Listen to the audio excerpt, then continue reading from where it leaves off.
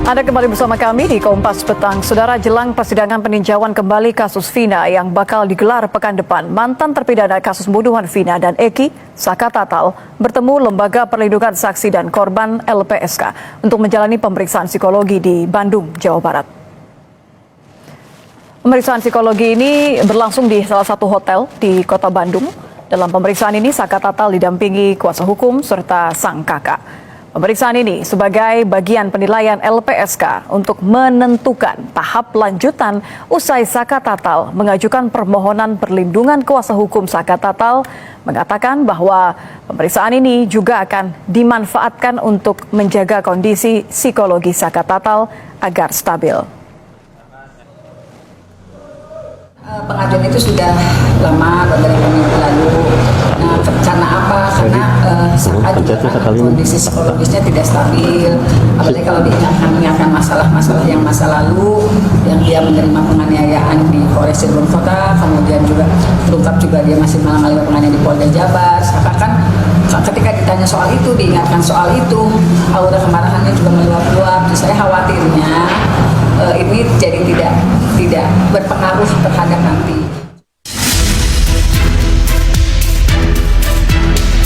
Di tengah proses evaluasi yang dilakukan Polri terkait proses penyidikan ulang kasus pembunuhan Vina dan Eki, sejumlah terpidana kasus ini angkat suara soal dugaan penganiayaan hingga dugaan kesaksian palsu Ibtu Rudiana. Mantan narapidana kasus Vina dan Eki, Saka Tatal, mengakui mendapat penganiayaan dari polisi saat proses penyidikan kasus Vina 8 tahun silam saat ia berusia 15 tahun. Penganiayaan yang luar biasa pada saat setelah ditangkap. Saka Tatal menyatakan dia mengalami tidak saja penganiayaan di Polres Cirebon Kota, juga saat di Polda. Tetapi Saka Tatal tidak bisa menceritakan secara spesifik siapa yang menganiayanya. Waktu itu Saka Tatal masih 15 tahun. Yang Saka Tatal ketahui dia dipukuli, dia disetrum. Mantan Kabar Reskrim, Komjen Purnawirawan Arief Sulistianto, menyebut langkah Kapolri menurunkan Irwasum, Bareskrim, hingga Propam adalah langkah untuk mengevaluasi dugaan pelanggaran dalam penyidikan kasus Vina. Pengerahan 3 divisi Polri ini diyakini bisa mengusut dugaan pelanggaran pidana hingga kode etik yang diduga dilakukan oleh Ibtu Rudiana. Ternyata dugaan-dugaan yang selama ini dilontarkan, terjadi tindakan kekerasan di dalam pemeriksaan. Ini kan merupakan satu tindakan yang tidak boleh terjadi di dalam proses penyidikan. Pelaksanaan tugas kepolisian itu ada 3 tindakan. Pertama, masalah manajemen. Itu nanti tanggung jawab dari Itwasum.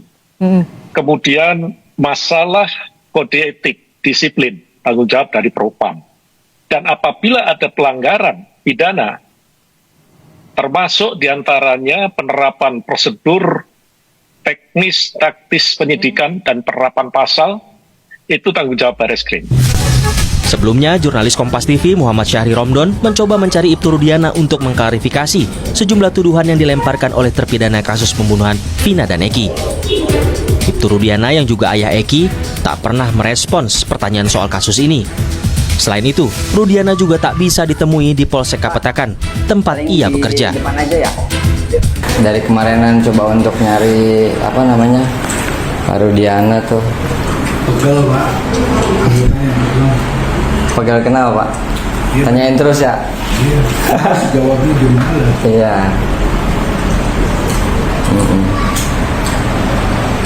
Oke deh.